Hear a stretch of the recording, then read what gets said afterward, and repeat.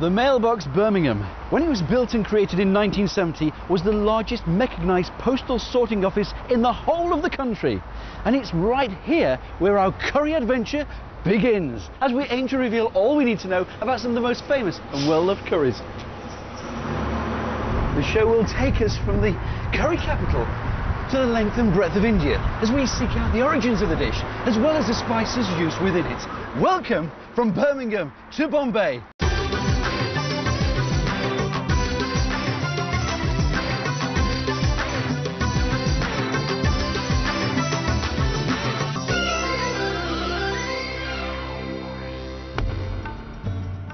Coming up in the show, we do a comparison of that famous curry dish, korma, and I'll be doing my own version of street food by knocking up a few puffs with spice syrup on the streets of Bombay. Today on my curry menu, I seek out the facts about the famous korma, and what better place to come than here, the Rajdut Tandoori.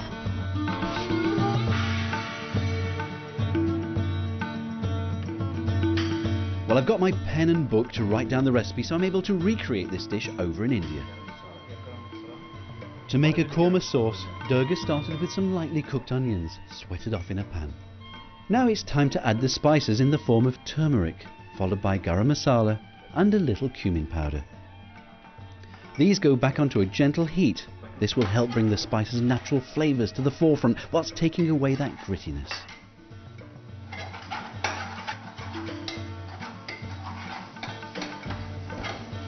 Oh, the aroma's coming through, absolutely fantastic. Really good. Durga now adds our star spice, chili pepper. We're looking at this in greater detail later on in the show. The pan gets placed back onto heat and brought back to the simmer.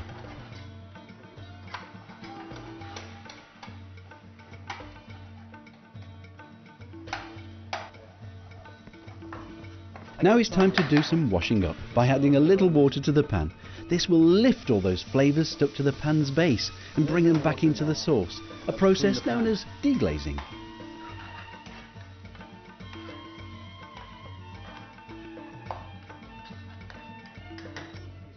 Durga now adds a little cream, natural yoghurt and salt.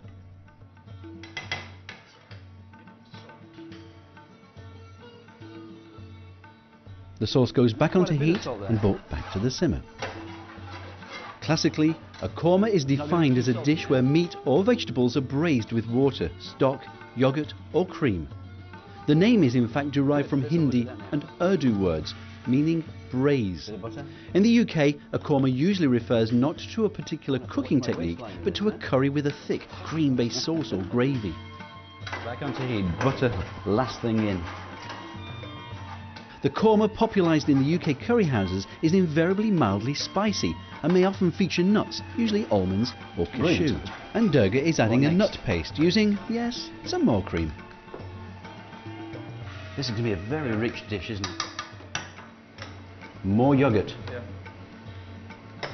More cream.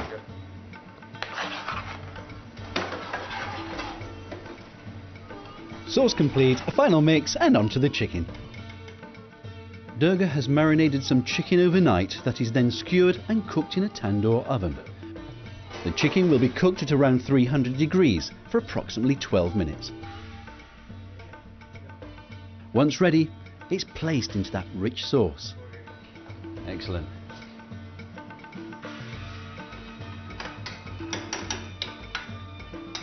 It's ready. Excellent. Indian restaurants in Birmingham go through 2,000 kilos of onions a week and around 300 kilos of chicken breast. Durga is contributing nicely to the local economy with this dish.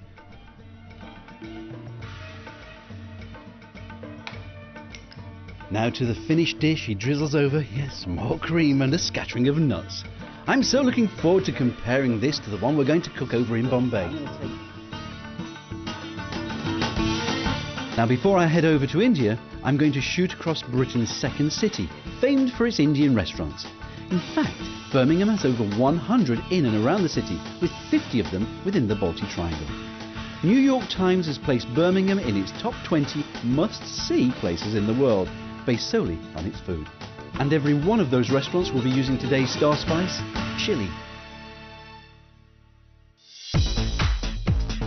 But before the restaurants receive their red chili peppers, they come here to the largest spice factory in the UK. Here they import over 395 tons of this fiery spice per annum. And as there are over 2,000 different varieties of chili available, all with different levels of flavour and heat factors, rigorous and careful blending and quality controls are put in place. It ensures that every one of these packets remain consistent. We've seen the restaurants use it, we've seen it being processed, but I want to find out more about the history and the originations of the chili pepper. I'm off to India.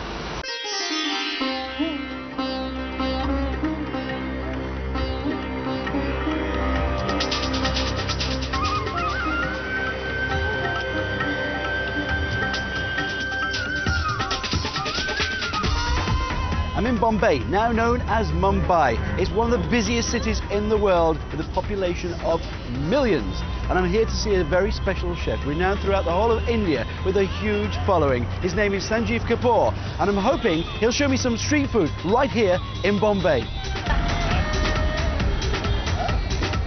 Hi Sanjeev, tell me a little bit about Bombay street food. Why is it so famous? Oh, I think there's so much of food that is there. There's so many people, and I think there are a lot of people who come from different places as visitors, as tourists, a lot of migratory population. And it has to be quick and it has to be cheap. What would we expect here then? This shack? Yeah, some you'd get vada pav, which is Vada pav? Vada pav. Pav is bread, and vada is the fritters fried, made with potatoes, deep fried with a lot of chilies and ginger, coriander, turmeric, potatoes. Not burger, but something which is much better than a burger, and quick, very cheap. You can, I think, get it for 5 rupees for one. So for a pound, you will get 8 of it. And they're putting a relish or something on the top of that? Yes. Yeah, so chutney. Plus, what you would see, this is samosa is more in north. This is more Bombay style. That's samosa is more in north. You would find, but now you get everything everywhere. But this is Bombay. This is typical Bombay. एक बनाएंगे बढ़िया सा बिना मक्खन वाला, है ना? बिना मक्खन वाला, ठीक है? हाँ, without मक्खन, नहीं मक्खन नहीं चाहिए. हाँ, चटनी लगाएंगे. हाँ. Would you say this is the most popular type of street food, or does it vary greatly? Oh no, this in Bombay, this would be the #1 seller. Okay. This right. would be. This is the burger of Europe. Yes, yeah, that's right. This is #1, but there are different kinds. So you'd get chaat. You would. I don't know if you. So this is what it'll look like, and nice and okay, fried, and in a bun. In a bun, and you wouldn't worry. Even I would eat it here, and God willing, I'll be okay. What you see here is typical street food of India. You have aloo tikki, you have papdi chaat, you have golgappa, you have dahi bhallas. Okay. And this is just talk me through it. What is in this one first of all, and what's it called? This was this potatoes, and it's called aloo tikki. They would serve it with curried chickpeas. Okay. Right, or at times in north they serve it with yogurt and tamarind chutney, and you have these crispies made with wheat flour, and this is served with the yogurt and tamarind chutney and coriander and mint chutney with some potatoes. Then these ones here, they're very interesting. This is made with lentils, soaked and made into a paste and fried, and then soaked in water, served with again yogurt and tamarind chutney.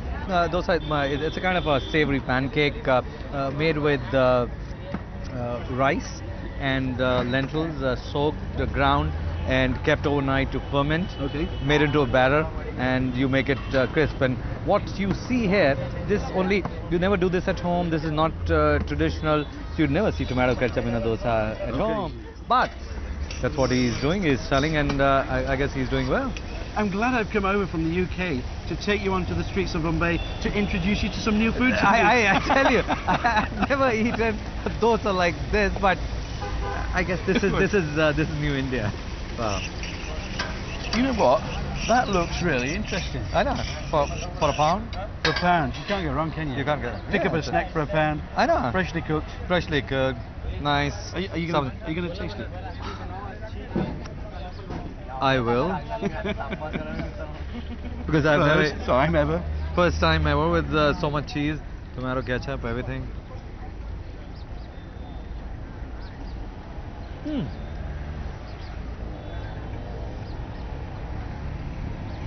Kind of riot of flavors and tastes. It's spicy, it's chili, it's cheesy, it's buttery, it's with onion, it's nice crunchy feel of capsicum, and the pancake on the outside, dosa itself, is nice and crisp. Yeah. So I think it's a complete meal, and I'm going to try this. So in terms of looking at your traditional dosa and this, have they gone a step too far? I think yes, for me. Yeah. But I'm not sure. For younger population. That's what I asked him, and he says, yeah, this is what they like more. There you go. Maybe they're going into that sweetness again from the ketchup. Hey. Yeah. So maybe cheese and ketchup is doing that trick, and yeah, for me. Stick to traditional. No, I don't think he liked it. Well, coming up after the break, I hope my customers like what I have in store for them, in the form of my deep-fried puffballs with spiced syrup. I'll be showing you all how to do this. Okay, now I'm joking, but we will be seeing how to make a traditional lamb korma.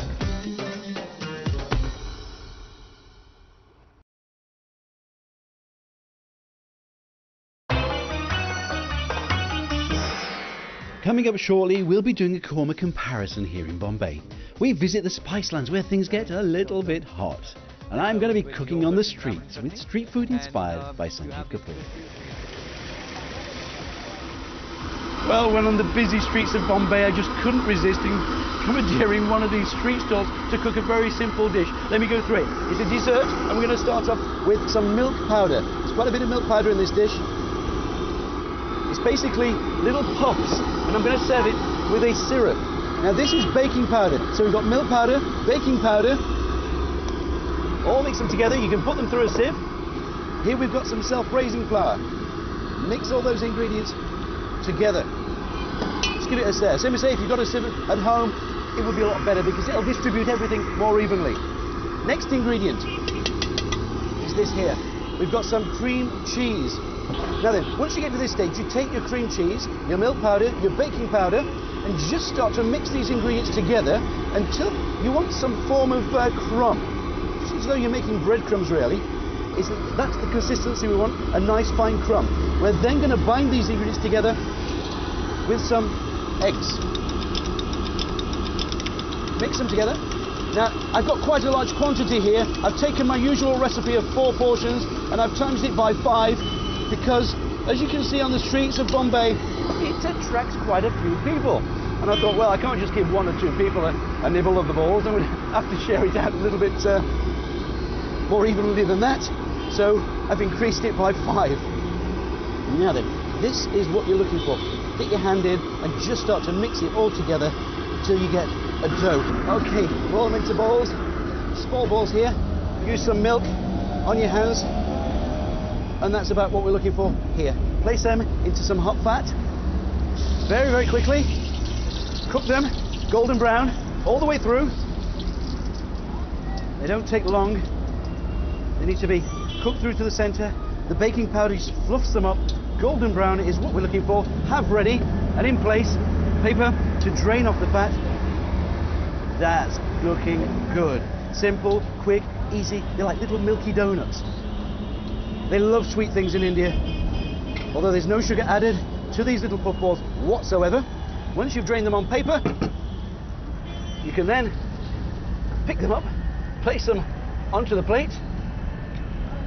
I've got to stick a cinnamon there because I've got an infused syrup. Sugar, water, boiled, infused with cinnamon. I've got a little star anise in there, some rose water in there as well, and some cardamom, and then just strained through, so we've got all those beautiful spicy flavours. We then take this syrup, pour that over the hot little donuts, and they'll start to soak up that syrup.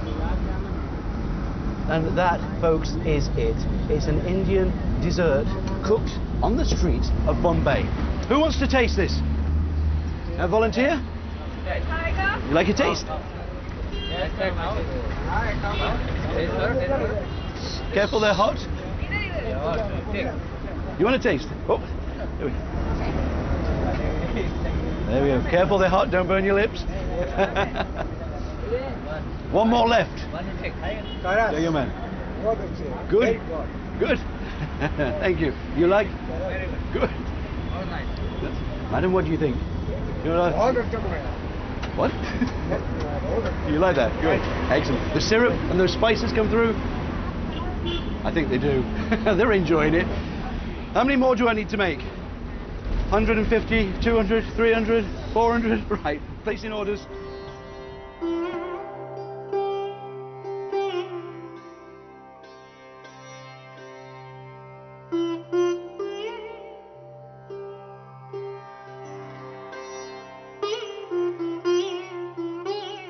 Our spice focus today are these little beauties, chili peppers. Used by the Aztecs some 4,000 years ago and brought over to Europe by Christopher Columbus. They then moved over to Africa and here India. In 1912 there was a measurement, a scale of heat that was developed by Wilbur Scoville. They were called the Scoville units and measured from 0 to 300,000 being the hottest. This little beauty here is something in the region of 280,000 and this will make you dance without any music. They've got as much vitamin C as most citrus fruits, and not only are they good in our foods, they're also healthy too. In ancient Ayurvedic treatments, chilies are used as a decongestant, as well as mixed with other spices to be used as a poultice for pain relief and to reduce swelling.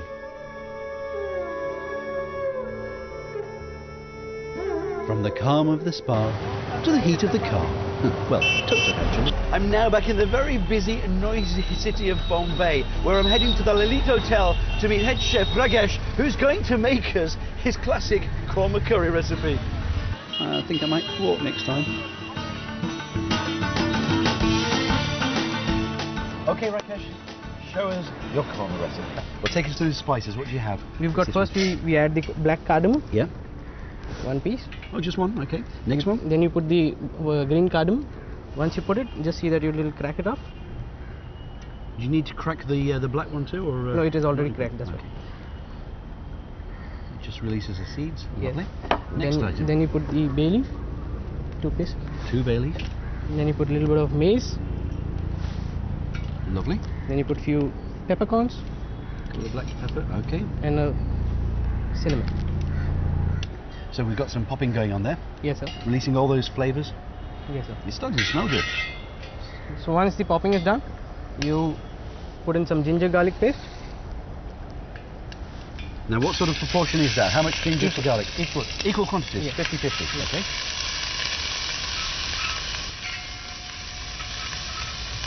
Then you can put in your meat. Now I'm using lamb. So once you put the lamb. Which part of the lamb are you using? The leg. Leg, okay. You've taken most of the fat off by the look of it. Yes.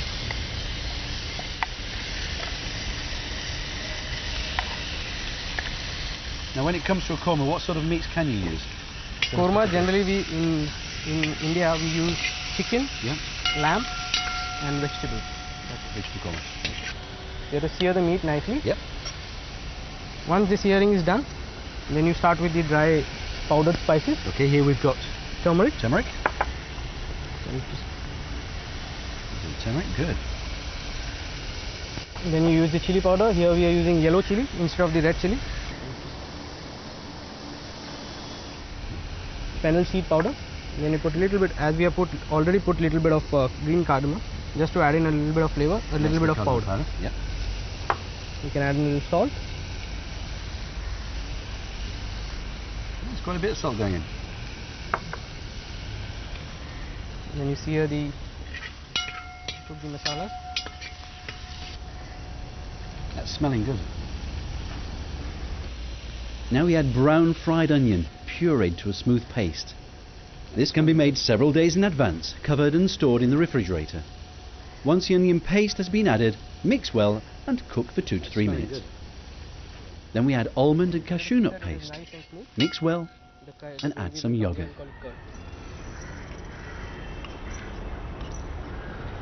Lamb stock is then added to create the sauce and is brought to a gentle simmer, stirring constantly to incorporate the spices and pastes. Slow cooking of the meat at this point is so important and will tenderize it. This is a traditional korma cooked in a traditional pan. It is so different to the one cooked back in Birmingham, where the meat was dealt with separately from that of the sauce. But whilst that gently simmers and bubbles in all its glory, I'm off to the kitchen to recreate and cook the chicken korma recipe from the UK. Right, I've got the dish from Birmingham, from the Rajdut. Let's have a look at yours. It's been cooking now for about 50 minutes. It's revealed. Ah, look at that. Smelling good. That's done. Yep.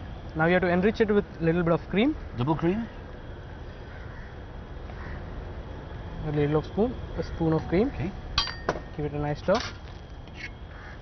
It's quite a rich dish, isn't it? It's very rich. Anything else to add to that? To garnish, Yep. you can take a little bit of almond flakes, roasted. Toasted flakes over the top. It's going to give a nice crispy texture. I'll tell you what, whilst that's just warming through, let's have a taste of this one first. Grab a spoon. Yes, sir. And have a taste of the chicken korma from England.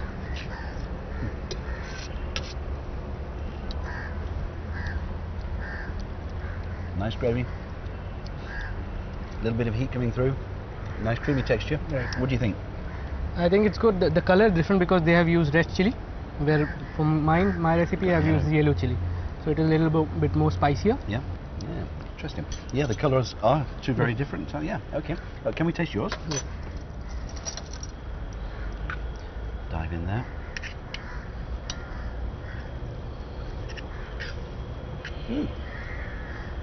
Totally different flavours. Less heat. Very creamy, very rich, smooth. That's nice. It's very, very different. It's as though the dish is not even the same. That's interesting. Well, thank you very much for that. Two very different flavoured kormas. Delicious. Well, that's it, folks. A series that started in Birmingham with 5 curries. We've been to 10 locations and 2 continents, and we've had more spice than a girl band. We went to Amritsar, where we did the tandoori. We also went to see the communal kitchens, which produces, on average, 40,000 meals a day and 200,000 on a weekend. Then we moved on to Agra. We cooked the Rogan Josh, and we also went to see the Taj Mahal. Further on, we moved over to Chennai. We spiced things up a little bit with that Madras curry before going on to Goa for that classic pork vindaloo. We're now back in Bombay for a stunning korma. Well, I've met some great chefs. We've got some stunning recipes, and I really hope you've enjoyed the series. Thank you so much for watching, and hopefully one day we could do it all over again.